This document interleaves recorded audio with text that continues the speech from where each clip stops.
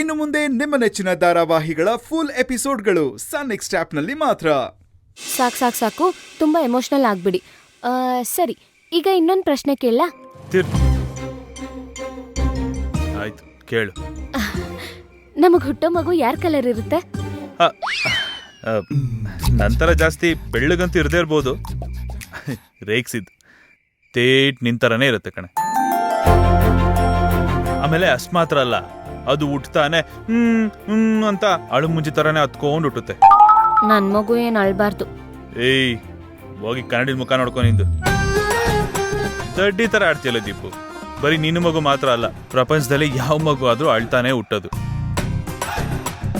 ಆದ್ರೆ ಒಂದು ವಿಷಯ ದೀಪು, ಮದುವೆ ಆದ್ಮೇಲೂ 1 ವರ್ಷ ಪೂರ್ತಿ ಬರೀ ಅಳ್ತಾನೇ ಇದ್ದಿದ್ದು ಅಂತಂದ್ರೆ ಮೋಸ್ಟ್ಲಿ ಪ್ರಪಂಚದಲ್ಲಿ ಅದು ನೀನೊಬ್ಳೆ ಅನ್ಸುತ್ತೆ.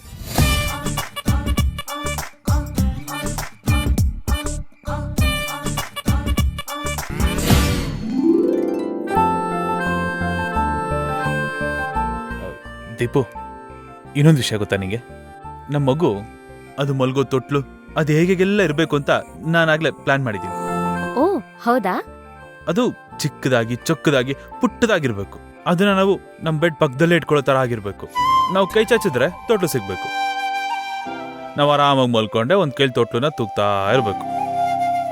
ಏನ್ರಿ, ಆಮೇಲೆ ಮೇಲ್ಗಡೆಗೆ ಒಂದು ಹುಕ್ ಹಾಕ್ಸ್ಬಿಡಿ, ಅದಕ್ಕೆ ಬಟ್ಟೆದು ಜೋಲಿ ಕಟ್ಟಣ. ತೊಟ್ಲಿದ್ಯಲ್ಲ ದೀಪು, ಅದೇನಕ್ಕೆ? ಚಿಕ್ಕ ಮಕ್ಳು ಅಂತ ಜೋಲಿಲೇ ರೀ, ಆರಾಮಾಗಿ ಮಲ್ಕೊಳ್ಳೋದು. ನೀವ್ ಹೇಳಿದ ತೊಟ್ಲಲ್ಲಿ ಬೇರೆ ಟೈಮಲ್ಲಿ ಮಕ್ಳನ್ನ ಆಟಾಡ್ಸೋಣ. ಓಕೆ, ಆಯ್ತು. ಏ ದೀಪು, ಪಾಪುಗೆ 4 ಚಕ್ರದ್ದು ಸೈಕಲ್ ತರೋಣ ರೀ. ಅದೀಗ್ಲೇ ಅಲ್ಲ, ಮಗು ಕಾಲ್ ಬಂದ್ಮೇಲೆ ತರ್ಬೇಕು. ಕಾಲ್ ಬಂದ್ಮೇಲೆ 3 ಚಕ್ರದ್ದು ಹಿಂಗೆ ತಳಾಡ್ಕೊಂಡು ಓಡಾಡ್ತಾವಲ್ಲ, ಅದು ತರ್ತೀವಿ. ಅದು ಮಕ್ಳು ತೆವಳಕ್ ಸ್ಟಾರ್ಟ್ ಮಾಡಿದ್ಮೇಲೆ ತರೋದು. ತೆವಳಕ್ ಸ್ಟಾರ್ಟ್ ಮಾಡಿದ್ಮೇಲೆ? ಮಕ್ಕಳು ಯಾವಾಗಲೇ ತೆವಳಕ್ ಸ್ಟಾರ್ಟ್ ಮಾಡ್ತವೆ? ದಬ್ಬಾಕೊಂಡು ಒಳ್ಳಾದ್ಮೇಲೆ. ಯಾವಾಗ ದಬ್ಬಾಕೊಂಡು ಓಡಾಡ್ತವೆ?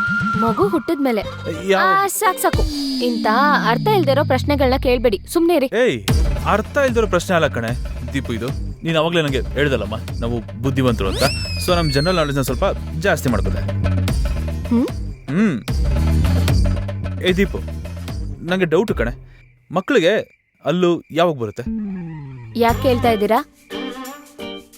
ಮಕ್ಕಳಿಗೆ ಟೂತ್ ಪೇಸ್ಟು ಬ್ರಷು ಎಲ್ಲ ತರಬೇಕಲ್ಲ.